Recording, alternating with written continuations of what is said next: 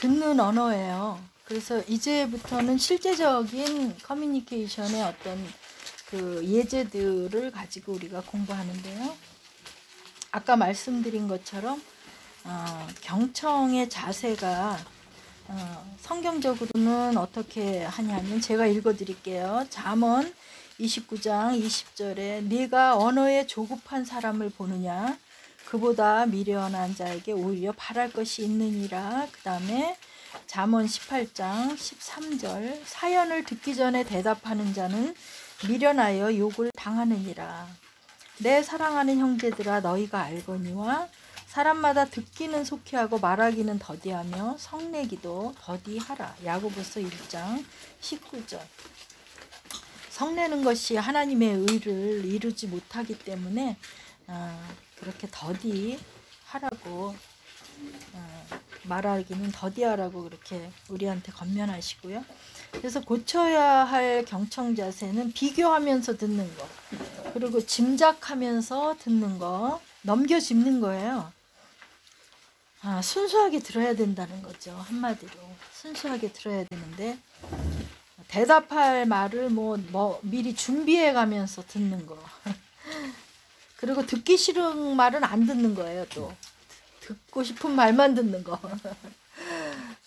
설교 한 편을 듣고 나면 그 30분 동안에 어떤 분은 이거를 들었고 어떤 분은 이거를 들었고 다 다르잖아요. 그래서 아마 사복음서가 있는 것 같아요. 사복음서가 그렇게 있어야 우리가 이런 측면에서도 알고 다 부분이라는 것들 생각하시고요. 또 판단하면서 그렇게 듣는 거, 그리고 다른 생각하면서 듣고 또 조연을 말끝마다 하면서 들어요.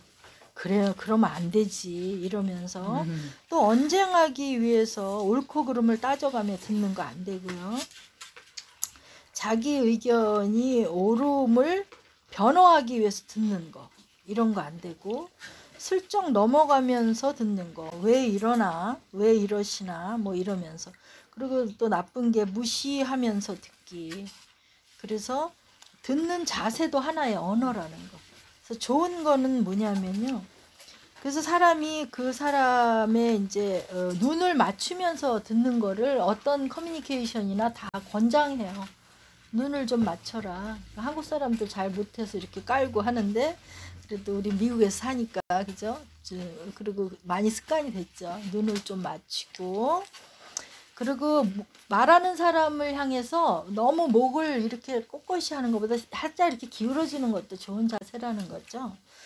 그래서 의사소통에는 언어가 7%밖에 안 돼요. 그래, 언어가 사실은 말을 듣는 게 아니고 그 사람의 영혼을 듣는 것 같아. 그죠? 그래서 몸짓 표정이 55%나 돼요. 몸짓. 말은 굉장히 제법 나쁜 거 아닌 것 같은데 영 몸짓이 굳어 있거나 표정이 그렇게 하면 그것도 일종의 공격이 되는 거, 공격 언어가 되는 거고요. 억양도 38%나 차지한다고 해요. 그래서 우리가 어떤 말을 하든지 듣는 그 자세는 그럴 수밖에 없었겠다, 그럴 수도 있겠다. 한번 해보세요. 시작. 그럴 수밖에 없었겠다, 그럴 수도 있겠다. 여기서 또 좋은 것은 이런 말을 연습하니까 재밌나요? 우리 목사님 웃어. 너무 어린애가. 그래도 이렇게 해보시면 너무 좋고요. 그래서 그리고 들으면서 간간히 이렇게 내가 잘 듣고 있다는 거를 표해 주는 것도 좋아요. 그것도 언어예요. 그래서 예 그렇군요, 이거 군화법이잖아요. 그죠? 예는 동이고 군녀는 군화법이잖아요. 그러니까 예 그렇군요. 그리고 네 과연 아하 그런가요? 그래서요, 당연하지요, 말씀대로입니다, 맞아요, 잘하셨어요. 이렇게 상대가 한 말을 다시 한번 또 말해주면서 듣는 거. 그 말 좀 또 해볼까요? 시작. 예. 네. 그렇군요. 네. 과연. 아하. 그런가요? 그래서요. 당연하죠. 말씀대로입니다. 맞아요. 잘하셨어요. 상대가 말한 내용을 다시 말해주세요. 네. 왜 이러냐 하면요. 다 말에는요. 사람한테는 다 이유가 있어요. 제가 하나 예를 들어드리면요. 어느 이제 지하철이었는데 한국에 지하철이었는데 어떤 그 사내 아이가 한 5-6살 된 어린 아이가 너무 나대는 거예요. 그리고 그 소란함이 이제 도가 이제 좀 넘은 거예요. 기본 상식 정도가 아니라 너무 이제 막 그냥 부산하고 그냥 그 조용한 전철 안에서 이제 너무 부산하게 걸고 이제 막 말이며 모든 게 이제 그러니까 사람들이 이제 한마디씩 다 하는 거예요. 쟤를 좀 제재해라. 아빠 보고 좀 말려서 쟤를 좀 어떻게 해라. 그래서 이제 그것이 극도에 달해서 여기저기서 이제 그런 이야기들이 나오고 그러는데 이 아빠가 이렇게 고개 숙이고 있다가 뭐라고 얘기를 했냐면 얘를 오늘은 좀 그냥 놔뒀으면 좋다고. 그러니까 놔두게 해달라고. 왜냐면 걔네 엄마를 지금 묻고 오는 길이라고. 엄마가 돌아가셔서 엄마를 무덤에 장사 지내고 묻고 오는 길이니까 얘가 그냥 얘를 가만히 놔두고 싶다고 자기가. 그렇게 얘기했다는 거예요. 그러니까 이 사정을 알기 전까지는 의견들이 분분하는 거죠. 저 남자는 너무 이렇게 쟤는 왜 저래 막 이렇게 되는 거잖아요. 그래서 우리가 왜도 자꾸 어떻게로 바꿔가는 훈련 여기서 해요. 왜 그랬어는 불화를 초래하거든요. 왜는 어떻게로 바꿔가는 게 이제 나와요. 그래서 다 이유가 있다는 거. 다 이유가 있다는 거. 그래서 물론 이제 그 상태를 어떻게 좀 완화는 시키고 어떻게 정리는 해야 되겠죠. 그렇지만 그런 예를 제가 한번 들어보는 거예요. 그래서 낙인 찍기라는 거는 뭐냐면 낙인 아시잖아요. 그래서 얘는 왜 이렇게 바보 같아. 그래서 한 가지를 보고 평가하는 거예요. 걔 다 바보 안 같거든요. 어떤 사람이든지 정말 잘하는 구석이 1개 이상 있어요. 1개 이하가 아니라 1개 이상 있어요. 다 잘해요. 예를 들어 제가 그것도 역시 한국에서 어느 과학기술대 다니는 그런 엄마의 고민이었어요. 애가 너무 안 치운다는 거예요. 너무 지저분하고 자기 방 정도 못하고. 그렇지만 걔는 아주 과학의 인재예요. 그런 사람은요. 그런 애는 그거 잘하면 되잖아요. 그리고 엄마가 도와줘야 돼요. 그냥. 걔를 그거 안 되는 부분을 고쳐서 이것까지 다 되게 하는 거는 인간은 한계가 있기 때문에 그게 저는 좀 어려울 것 같아요. 그럴 때는 서로 그래서 우리가 지체잖아요. 눈이 아프면 이 손이 가서 좀 만져주고 그죠? 호 불어도 주고 이러면서 지체라는 몸이라는 게 그거지 몸에 기능이 있을 뿐이지 우리는 한 인격에서 완벽함을 원하는 거죠. 한 인격에서. 그것처럼 낙인 찍기도 분명히 그 아이는 잘하는 게 있는데 그것도 1개 이상 그거를 못 발견해주는 엄마가 오히려 아이한테 송구하죠. 그런데 그 아이가 못하는 거 그거를 이게 마귀가 우리가 에덴 동산의 언어 배웠잖아요. 마귀는 항상 못하는 거를 크게 부각시켜서 그것이 전부인 양. 그리고 많이 줬는데 안 준 거 하나를 부각시켜서 다 안 준 것인 양. 이게 마귀의 수법이었잖아요. 그죠? 그래서 얘는 바보 같아 이렇게 말을 하면 이 아이 안에는 바보가 아니기 때문에 나 바보 아니야 이런 마음이 자기 대화를 하고 있어. 그렇지만 얘가 이제 바보 같은 짓을 할 경우 있잖아요. 살다 보면 얘도. 그러면은 언젠가 들었던 그러한 말이 이 아이를 치고 들어와서 나 정말 바본가 봐 이렇게 되는 거예요. 그러면 이제 결과가 어떻게 될까요? 말이 사명을 이룬다 그랬잖아요. 그래서 바보 같은 짓을 하다가 이 바보 같다는 말을 다시금 너가 얼마나 귀한 하나님의 걸작품이라는 말로 이 아이를 커버하기까지 시간도 걸리고 참 많은 말을 해줘야 돼요. 그래야지 이게 치유가 되는 거예요. 그래서 잘못하는 하나를 보고 인격 전체를 평가할 때 나오는 게 낙인 찍기라는 거. 그리고 우리가 사실은 열어놔야 돼요. 우리의 가능성을 열어놔야지. 내가 뭐를 못한다고, 나는 이거 못해라고 자기가 규정할 이유가 뭐가 있어요? 하나님이 전능자시라면, 그걸 믿는다면 우리가 못하는 것도 하게 하시는 게 하나님이 더 영광 받으시지 않나요? 그죠? 아멘. 내가 잘하는 거를 해서 영광 받는 게 아니에요. 나는 절대 할 수 없는데 하나님이 하셔야 영광 받으시죠. 그리고 우리가 뭐 잘해야 영광 받으시나요? 제가 생명언어 이거 3기 하면서 계속 기도했을 때 하나님이 주신 거 딱 한 가지예요. 너 잘한 거 말하지 말고, 너 실수한 거, 너 못난 거, 너 부족하고 연약한 거, 너 있는 그대로 못난 거, 그거 자꾸 얘기해라. 그럼 내가 그거 사용할게. 이런 마음 계속 주세요. 그렇기 때문에 그렇게 낙인 찍기라는 게 얼마나 하나님 안 기뻐하신다는 거, 그거. 그래서 말의 그 마음밭에 이제 엉겅퀴, 가시 이런 거 나기 시작하죠. 그게 아이라면. 그리고 그것이 곧 예언이 돼요. 그래서 예언적인 효과가 나서 또 사명을 다하게 된다. 그리고 언어의 부메랑 효과예요. 그래서 인생은 내가 한 말이 나를 따라다니게 되는 거예요. 그리고 결국 내게로 돌아오는 거예요. 부메랑 던지면 내게로 오잖아요. 그래서 마을에 가서 전도 안 되고 너네들 뭐 반기지도 않고 그랬을 때 먼지를 다 떨고, 그리고 그 축복, 어디 가나 축복해 주지만 그 축복이 그 사람한테 안 돌아가면 내게로 돌아온다고 말씀하시잖아요. 그러니까 그런 좋은 축복의 부메랑 효과만 있기를 바랍니다.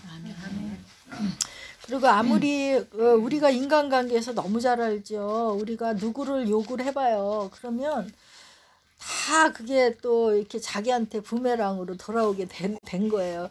첫 번째로는 뭘로 돌아오는지 아세요? 양심으로 돌아오죠. 내 양심이 불편하니까 내가 죄의 장애물에 자꾸 걸리면 어떤 상태가 되냐면 성장이 안 된다는 거예요. 바로 예배가 안 되고 무슨 뭐 기도가 안 되고 이것도 있지만 성장이 장애가 걸린다는 거예요. 우리가 장성한 자에까지 가야 되잖아요. 그래서 언어의 부메랑 효과, 이거 기억하시고요. 우리가 8가지 친비, 억비, 추위 맞죠? 지난 주에 했죠? 기억하시나요? 네. 친비, 억비, 추위 맞죠? 그렇게 외우면 쉽다 그랬어요.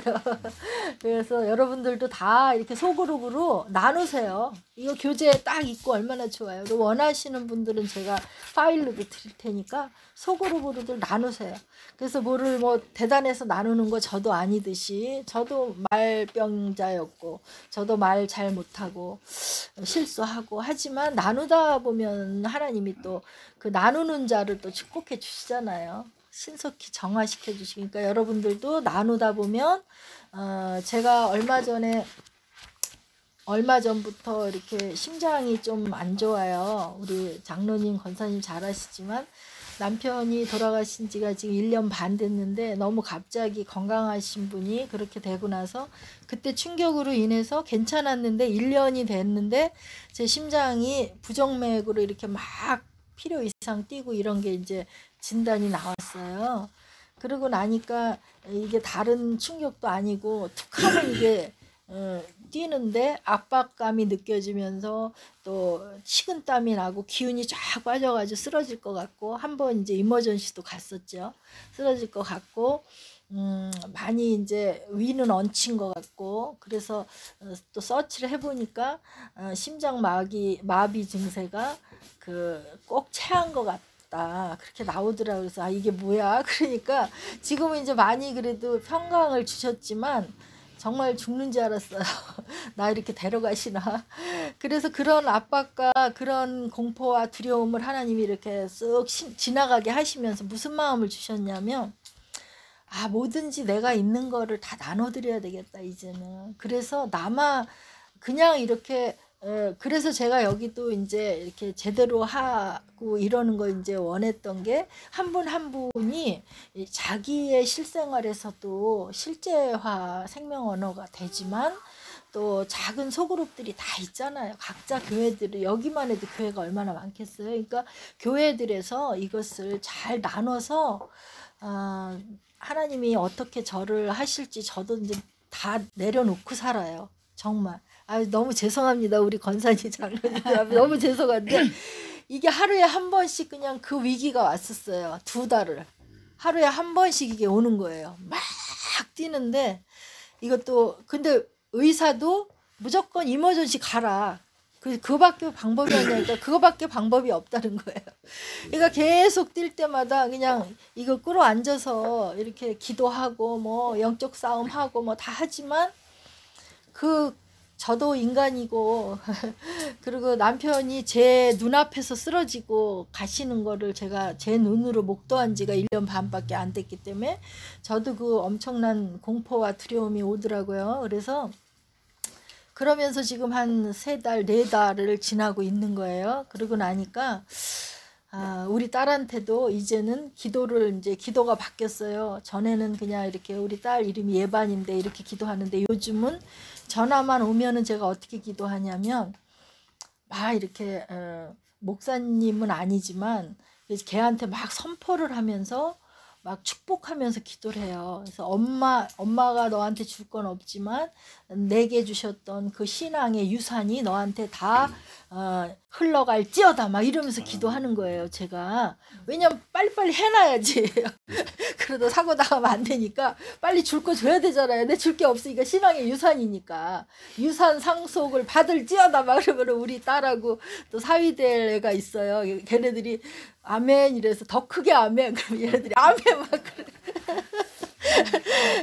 그러면서 제가 이제 저의 삶을 정리하게 하시는 그런 시즌을 주셔서 너무 감사하죠. 물론 하나님이 뭐 10년 20년 더 살게 하실지 그건 모를 일이지만 그래도 제가 그런 마음이 너무 절박한 거예요. 한 2달 동안을 하루에 한 차례씩 그게 왔다고 생각해봐요. 그러니까 의사는 운전도 하지 마라 막 이런 상태고 그리고 뭐 그 자리에서 쓰러질 것 같으니까 쓰러져서 제가 기어가다시피 이렇게 기어가는 거예요. 왜냐하면 기운이 없고 어지러우니까 막 이런 그리고 심장하고 뇌는 또 이렇게 돌연사의 위험이 있는 장기잖아요. 그러고 나니까 제가 이 생명언어 이 교실 하면서도 계속 그런 마음이 들었어요. 이 한 분 한 분들이 다 각자 처해하신 그런 곳에서 담대하게 외치는 자들이 되어서 하나님 그렇게 쓰임받게 해달라고 제가 그렇게 기도하고 있습니다. 아멘. 아멘. 아멘. 네. 그래서 언어의 부메랑 효과 하고 있고요. 거기 한번 우리 읽어볼까요? 말씀 로마서하고 로마서 그 2개 하고 또 누가복음 있죠? 그거 3개 말씀 큰 소리로 읽어보시겠습니다. 시작. 그런즉 우리가 다시는 서로 비판하지 말고 도리어 고칠 것이나 거칠 것을 형제 앞에 두지 아니하도록 주의하라. 남을 판단하는 사람아, 누구를 막론하고 네가 피해하지 못할 것은 남을 판단하는 것으로 내가 너를 정죄함이니 판단하는 내가 같은 일을 행함이니라. 내 사랑하는 자들아, 너희가 신의 원수를 갚지 말고 하나님의 진노하심에 맡기라. 기록되었으되 원수 갚는 것이 내게 있으니 내가 갚으리라고 주께서 말씀하시니라. 그러므로 어느 집에 들어가든지 먼저 말하되 이 집이 평안할지어다 하라. 만일 평안을 받을 사람이 거기 있으면 너희의 평안이 그에게 머물 것이요 그렇지 않으면 너희에게로 돌아오리라. 네, 아멘. 그래서 신발 털기라는 거는 뭐냐면요. 그 다음 장이에요. 생각의 먼지 털기예요. 그래서 먼지는 히브리어로 생각이라는 뜻이 있더라고요. 그래서 신발을 턴다는 왜냐하면 신발을 털으라 그랬잖아요. 마을에서 안 받아들이면. 그래서 생각의 먼지를 털어버리는 거예요. 그래서 생각이 계속 돌아가는 거. 이거 빨리 주님 생각의 먼지를 다 털어버립니다. 먼지가 행사되지 못하도록 하게 해주세요. 이렇게 이제 하는 거죠. 그래서 하루 동안에 살면서도 생각에 기분 나쁜 말이 먼지로 묻어 있고 또 언짢은 소식이 그거 뭐 복음의 어떤 입장으로 볼 때 영양가 없는 거예요. 그런 거 막 달려 있고 달갑지 않은 말, 또 굉장히 좋은 말 같이 하고 돌아간 것 같은데 가고 나서 마음이 안 좋아, 이런 것들 그거 다 그 속에 뭐가 섞여서 그런 거거든요. 그래서 비판, 정죄 이런 거 먼지라고 생각하시고 기도로 다 털어내시기 바랍니다. 그래서 보니까 이사야서 52장 2절에 예루살렘아 먼지를 털고 그랬어요. 이 생각을 털어버리라는 거예요. 일어나서 보좌에 앉아라. 포로된 딸 시온아, 너희 목에서 사슬을 풀어내어라. 아멘. 그래서 생각에 있는 모든 것, 또 우리가 기도할 때 구체적으로 그렇게 하시면 좋고요. 그래서 오늘 실제적인 대화는 우리가 지난 강해에서는 8가지 언어를 했는데 오늘은 8가지 대화예요. 대화인데 나쁜 대화예요. 그래서 이거를 이제 생명의 대화로 바꾸어 드릴 거거든요. 이게 다 걸림돌 언어예요. 그래서 1강에서 말씀드렸던 게 사망 언어는 다 뭐라 그랬나요? 공격 언어라 그랬어요. 침묵도 공격이라 그랬죠. 다 공격 언어예요. 그래서 어떻게 공격이 아주 그냥 스릴 있게 넘어가는지를 오늘 대화 유형으로 배울 거예요. 다 이런 돌을, 형제 앞에 돌을 놓지 말라 그랬는데 이런 대화 속에는 자꾸 걸림돌이 형성이 돼요. 그래서 그 걸림돌에 걸려 넘어지게 되는 거죠. 그랬을 때 벙어리형이 있어요. 벙어리형. 이런 사람이 왜 벙어리형이 되냐면 자꾸 정답을 강요받았어요. 그리고 윽박지름을 당했고 자꾸 그 사람의 의사가 존중을 받지 못했어요. 근데 이게 또 다른 사람의 이야기가 아니고 우리의 이야기예요. 그러니까 어린 심령도 얼마나 존중해야 되는지를 우리가 또 배우는 거죠. 그래서 존중받지 않고 이러면은 자꾸 말하기가 싫어지는 거죠. 그러다 보면 혼자 우울증 걸리고 이렇게 돼요. 그런 사람들이 또 말을 안 하나요? 사람엔 언어 체계가 있기 때문에 생각 속에서 계속 자기와의 대화가 이루어지는 거예요. 이런 사람도 어떤 때 터지죠. 어떻게 터지겠어요? 마약을 하는데 터지거나, 그죠? 과잉 화를 내는데 터지거나, 혼자 골방에서 막 혼자 있는 그런 은밀한 곳에서 막 게임하고 그러다가 게임하고 현실하고 구분 못해서 총을 쏴버릴 수도 있게 되는 인격이 되는 거라는 거예요. 이거는 조금 제가 비약이 됐고요. 죄송하고요. 그 다음에 이제 이중 대화형이에요. 벙어리형이니까 말할 게 없으니까 이건 그냥 가고요. 이중 대화형이에요. 이거는 마음과 생각이 꼭 다른 말을 받아쳐서 하게 되는 대화 유형이에요. 이런 거는 항상 갈등이 되죠. 왜냐면 나는 이 말 했는데 반대로 이렇게 반대는 아니어도 다른 말이 이게 돌아오기 때문에 갈등이 유발된다는 거. 그렇다면 욕구 불만이 생기는 거예요. 우리가 다 스트레스 때문에 이렇게 말에 장애도 오는 거예요. 그러니까 이제 하나하나 따져보는 거죠. 그랬을 때 아내하고 남편 이거를 정말 아내면 남편이신 우리 두 분이 좀 해주세요. 이거 네, 해보세요. 여보, 올해가 우리 결혼 10주년이 되는 해군요. 그럼 10주년 기념으로 하와이 여행이나 한번 갈까? 여행은 무슨 여행? 비용이 얼만데? 그럼 어디 온천이라도 갈까? 온천은 무슨 온천이에요? 그럼 뭐가 좋을지 생각해보자고. 그 후 결혼기념 하루 전 또 해보세요. 내가 시무룩하게 말이 없어. 내일 외출해서 외식이나 합시다. 언제는 하와이 여행 가자더니 싫다면서? 비용이 많이 든다고 했지 언제 싫다고 했어요. 힘드네, 힘들어.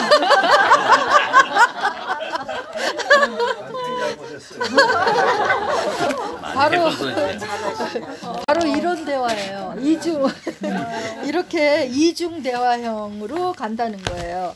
그러면은 이것을 우호적 표현으로 바꾼다면 그래요, 그럽시다, 감사해요라고 해놓는 거예요. 일단 남편의 제의에 하와이 돈 걱정 되죠. 그렇지만 그래요, 그럽시다, 감사해요라고 해놓는 거예요. 그 다음에 뭐 여보 나 요즘 마음이 우울해요 하고 드라이브 한번 했으면 좋겠어요. 오늘은 어떠세요? 라고 아이 메시지를 할 수 있고요. 그래서 우호적 표현으로 그래요, 그럽시다, 뭐 감사해요 이렇게 해놓고 나서 조율해도 된다는 거예요. 그러면은 이거 잘못하면은 이 결혼기념일인데 외식도 못하고 조금 투닥투닥 할 수가 있잖아요. 그죠? 그래서 그럽시다 이래 놓고 또 서로의 형편을 조율하고 고려해서 외식도 할 수 있고 온천도 갈 수 있는 거죠. 그죠? 아멘. 그러기 위해서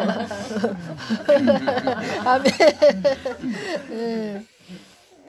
그리고 동문서답형 한번 해볼까요? 또 이거는 이제 항상 다른 말을 하는 거예요. 그래서 이 말로는 짜증이 나요. 왜냐면 나는 이 말 했는데 이 말해요.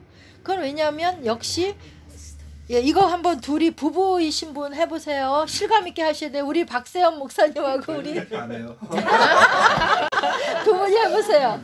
여보 천안 결혼식이 몇 시야? 백조 해수욕장이에요. 아니 몇 시냐니까. 다음 주 토요일 오전이에요. 참 몇 시냐니까. 11시. 그렇게 안 살아요. 왜 그러냐면 이 아내는 백조 예식장만 생각하는 거예요. 왜냐면 장소 얻느라고 힘들었거든. 그리고 남편은 이제 회사 회의하고 회사의 그 시간하고 잘 맞춰야 되니까 계속 이제 몇 시냐고만 묻는데 이게 동문서답 형의의 예제라는 거 이해되시죠? 이런 대화도 많이 있어요. 그 다음에 이제 이것을 우호적 표현으로 바꾸려면은 천안 결혼식이 몇 시냐고 물었어요 라고 질문하는 거죠. 질문하는 거 굉장히 중요해요. 하나님은 늘 질문하세요. 우리에게. 아담아 내가 있는 곳이 어디냐. 그리고 내가 나를 사랑하느냐 이렇게 묻잖아요. 그러고도 안 되니까 또 사랑하느냐 물으면서. 그래서 다시 되물으면 된다는 거죠. 천안 결혼식이 몇 시냐고 물었어요. 이렇게. 그리고 그 다음에 스쿼시형은 이제 맞불 형태예요. 우리가 1강에서 맞불 배웠잖아요. 계속 반대로 받아치는데 공격을 하네. 그래서 남편이 퇴근하고 집에 들어오면서 이제 이것도 누가 좀 해보세요. 최 장로님 한번 해봐요. 우리하고 딱 맞는 거. 밥 다 되었어요. 당신 오늘 점심 안 먹었어요? 참. 되었냐고. 예, 바로 이거예요. 이거 저도 우리 남편하고 많이 겪었어요. 남편 계실 때. 근데 남편은 배도 고프지만 남편들은 밥을 또 굉장히 좋아하시잖아요. 일단 배가 불러야 되잖아요. 그래서 밥 다 됐냐고 했는데 이제 여러 경우가 벌어질 수 있죠. 평소하고 다르게 좀 일찍 들어와서 밥을 찾을 경우도 있고, 그죠? 그랬을 때 아직 밥이 준비되지 못해서 이제 곤란한 거예요, 아내가. 그렇다고 해도 당신 오늘 점심 안 먹었어요? 이렇게. 그렇게 받아치는 거. 이게 스쿼시형이에요. 맞불 형태예요. 이거 참 안 좋은 거예요. 이거는 굉장히 안 좋은 것 같아요. 그래서 당신 오늘 그랬을 때 우호적 표현은 어떻게 하냐면 군화법이 여기서 나오는 거예요. 우리 군화법 배웠죠? 당신 배 고프겠군요. 배 고프겠군요. 나이 드신 분들한테는 군요 이렇게 하시고 아이들한테는 배 고프겠구나 이렇게 하시면 돼요. 이런 대화법은 이제 많은 커뮤니케이션에서 이제 하는 거예요. 근데 굉장히 또 좋아요. 쓸모 있고요. 그리고 근데 아직 밥이 안 되었는데 어쩌죠? 이렇게 걱정하는 아이 메시지 할 수 있고요. 조금만 기다려요. 금방 하도록 할게요. 라면이라도 끓여줄게요. 뭐 이러면서 하는 이 우호적 표현이에요. 그렇게 하면 될 것을 이렇게 맞받아 쳐가지고 오늘 점심 안 먹었어요. 이렇게 하는 거는 좋지 않은 공격 언어라는 거, 스쿼시형이라는 거예요. 그 다음에 자기 생각형이에요. 이거는 이제 굉장히 권위적인 아버지나 고집센 부모의 그런 건데 이런 자기 생각형에는 도저히 노라고 하면 큰일 날 것 같은 거예요. 그러니까 얘만 해야 될 것 같은 강박관념을 막 주는 거예요. 느끼게 하는 거죠. 그 다음에 이제 잔소리형이에요. 이거 나쁜 관계 하고 있는데요. 잔소리형은 이제 여성형이라고 했는데 뭐 남자도 할 수 있고 비판도 남성형이라고 했는데 여성도 할 수 있죠. 그래서 잔소리형은 이제 계속 뭐가 설명이 불충분한 것 같은 거야. 뭘 더 설명하고 싶은 거예요. 그러니까 끊임없이 말을 하는 거죠. 저도 많이 그렇습니다. 아직도 우리 딸한테 그럴 때 우리 딸이 딱 한마디를 하더라고요. 엄마 꼭 물어본 것만 말해 그러더라고요. 물어본 것만 말하면 되는데 그거 외에 더 이렇게 설명을 하려는 경향이 저도 있더라 이거죠. 그래서 여성들이 거의 이제 그렇고요. 근데 그렇게 잔소리 하는 것도 아이들은 공격으로 치는 거예요. 공격으로 치기 때문에 생각하기 때문에 받아들이기 때문에 이제 변화되지 않는다는 거예요. 그러니까 차라리 말을 그렇게 잔소리가 나오려 할 때 방법은 뭐겠어요? 십자가예요. 그래서 잠시 기도하세요. 하나님 잔소리가 또 이렇게 나오는데 이 부분이 십자가에 이미 죽었는데 그 죽은 주님과 함께 연합되어서 내가 온전히 죽기 원합니다. 나의 혼적인 요소들이 다 못 박히길 원합니다. 그래서 잔소리 없이 이 아이하고 잘 소통하게 해주세요. 이렇게 얘기할 수 있고요. 또 남편과 아내하고 소통할 수 있게 해주세요. 이렇게 할 수 있는 거죠. 잔소리가 나오는 이유가 5가지가 있더라고요. 자라면서 부모에게 배운 언어 스타일로 그럴 수도 있어요. 그리고 또 우울로 인한 신경 과민 현상도 있어요. 막 말을 쏟아내야 되는 거.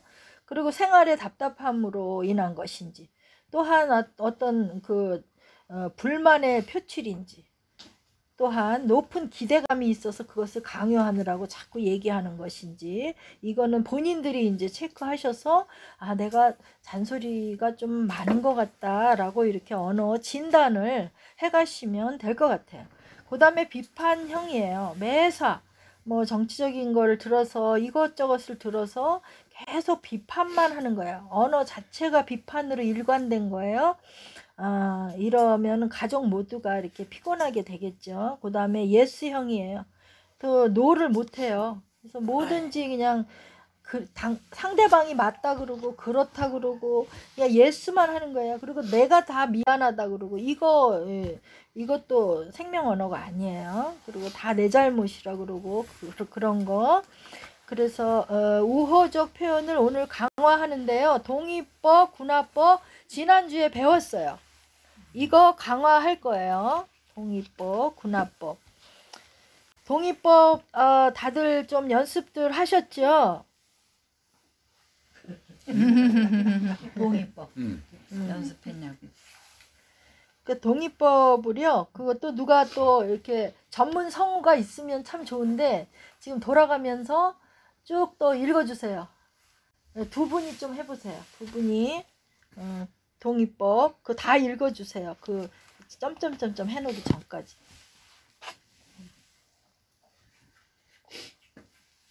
여보. 퇴근한 남편이 아내에게. 여보, 도대체 집에서 뭐 하느라고 거실이 지저분한 거예요? 나쁜 반응. 나쁜 반응. 오케이.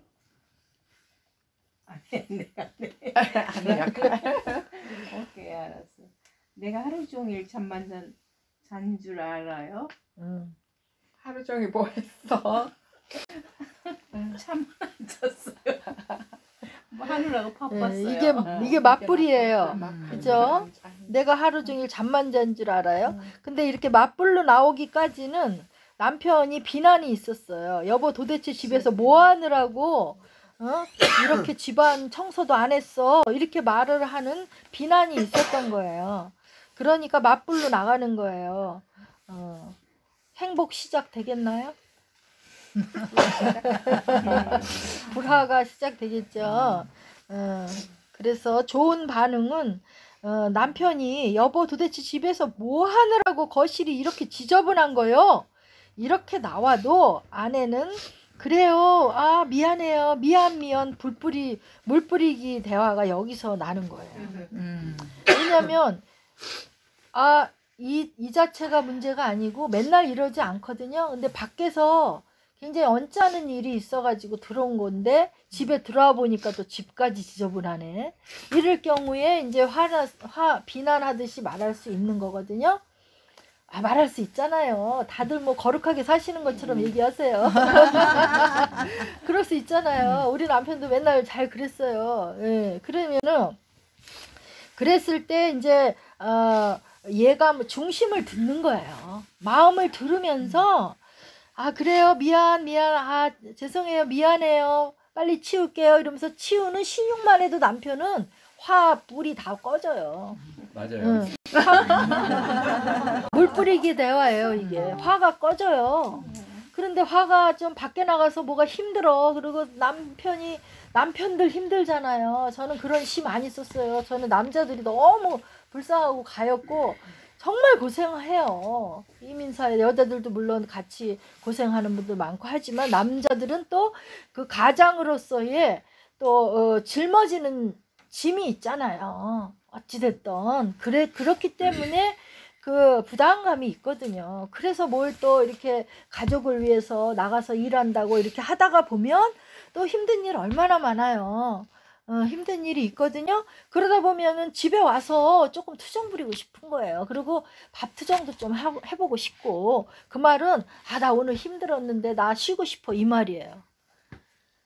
언어 통역 되나요?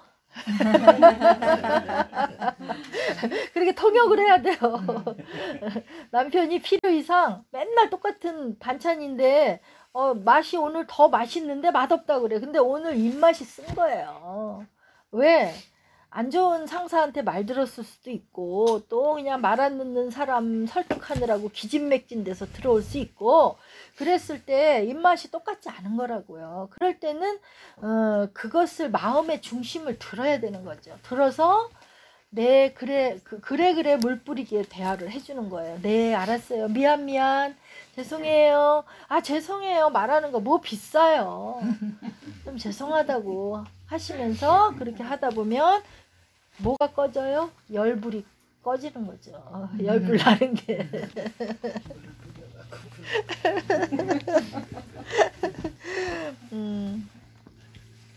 그래서 군화법으로 이것을 어떻게 고치냐 하면, 집이 왜 이 모양이야, 청소도 좀 안 해놓고 이게 뭐야 라고 했을 때 스쿼시 형은 당신은 왜 집에 오면 소리부터 질러요. 이게 왜로 나가는 거잖아요. 왜는 싸움을 부른다니까요. 그래서 이렇게 하면 스쿼시가 돼서 맞불이 되고요. 어떻게 하냐면 아까 치웠는데 그러면서 또 거기다 한마디 더 하는 거예요. 아까 치웠는데 당신 아들이 또 어질러서 그렇죠. 이렇게 되는 거죠. 그러면 이제 맞불이 이제 가는 거예요. 그래서 아이고. 네, 다음 주에 뵙겠습니다. 네네. 숙제하시고요. 네네네. 그 다음에 이제 어떻게 이제 잘 이것을 군화법으로 구사할 수 있냐면, 일단은 동의를 해주는 거예요. 당신 집이 지저분했거든요. 동의해 준 다음에 군화법으로 나오는, 짜증이 나겠군요. 이렇게.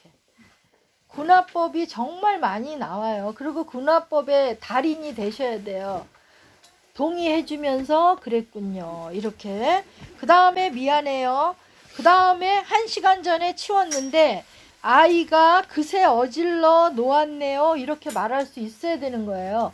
근데 이제 군화법까지만 하잖아요. 그러면 그리고 1시간 전에 치웠는데 아이가 그 사이에 어질러 놓았네요. 이 말을 안 하잖아요. 이 말을 배우는 거예요. 이게 비난 없는 서술이에요. 근데 이 말을 안 하면은요, 그냥 아유 당신 짜증나겠네. 당신 화났군요. 여기까지만 하잖아요. 그러면 자기 속에 자기 대화가 또 나는 거예요. 아 나는 치웠는데 응? 저놈의 자식들이 저거 어질렀는데 그것도 모르고 이런 대화 자기 대화가 계속 가는 거예요. 그러니까 미안해요. 1시간 전에 치웠는데 그 사이에 애가 어질러 놨군요. 이렇게 말해 버릇하면 자기 대화의 그 나쁜 사망 언어의 회로도 또 막아낸다는 거예요. 그래서 참 말 배우는 우리가 어린애도 아닌데 이거를 해가는 거죠. 어렵다고 생각하지 마시고 이제 다 끝납니다. 그 다음에 아이 메시지예요. 이것도 많은 분들이 이제 하는 거고 기본적인 대화요법에서 하는 거예요. 아이 메시지는 평소에 동의법과 군화법을 잘 해주어야지 이게 빛이 바래요. 그렇구나. 네, 그렇군요. 이렇게 동의법을 많이 한 다음에 아이 메시지가 나와야죠. 처음부터 아이 메시지가 나오면 자기 주장이 되고 그렇게 되거든요. 그랬을 때 아이 메시지를 가장 잘 이해하는 것은 탕자의 우리 하나님 아버지세요. 아버지가 탕자가 돌아왔을 때 너라는 유 메시지로 얘기를 안 하세요. 너가 나갔잖아. 너가 돈 가지고 나갔잖아. 너 그럴 줄 알았어. 이렇게 안 하시잖아요. 너가 아니라 내가 너를 기다렸다는 몸짓 언어로 나오시잖아요. 달려가셔서 안아주시고 옷 입혀주시고 반지까지 끼워주시고 송아지 잡아 고기 먹여주시고 이러면서 철저하게 아이 메시지로 나가신 거예요. 이걸로 하니까 이해 완전히 금방 되시죠. 그리고 그래서 우리가 이제 나는 날마다 내가 돌아오길 기다리고 있었다. 너를 보니 너무 기쁘다. 이렇게 자기 아이 메시지를 하신 거예요. 오케이? 그 다음에 어디 갔다 왔니? 이제 우리가 그렇게 얘기하잖아요. 그거를 어디 갔다 왔니? 하는 거는 또 공격이 돼요. 이게. 추궁이 돼요. 우리 추위 맞죠? 침비, 억비 이거 배웠잖아요. 이것도 공격 언어가 추궁이 돼요. 어디 갔다 왔니? 이것도 어떻게로 바꿔야 되는데 엄마가 얼마나 걱정했는지 모른다. 오다가 불량배라도 만나면 어떡하나 하고 말이야. 어떻게로 바꾸죠? 이해되시죠? 어디 갔다 왔니? 이것도 추궁이 된다는 거. 그 다음에 공부 열심히 해. 이것도요. 애들이 굉장히 힘들어해요. 공부 열심히 안 하고 싶나요? 그것도 공격 언어가 된다는. 그래서 엄마는 내가 열심히 공부하는 것을 볼 때 제일 기쁘다. 이게 아이 메시지예요. 나의 마음을 전해주는 거예요. 그래서 아이 메시지에 그 예가 있죠. 아빠 상태 몹시 피곤해. 그러니까 나중에 말해 저리 가. 그러면 아이의 해석은 나는 귀찮은 존재구나 라고 해석해요. 반응은 알았어요 하면서 실망감이 오면서 절망이 되고 단절이 되는 이런 유 메시지예요. 이해되시죠? 그 다음에 이해되시죠? 아멘.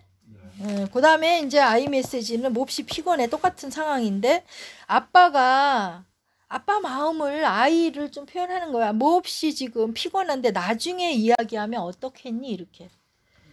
구사하는 게 조금 많죠. 이게 사랑이라니까요.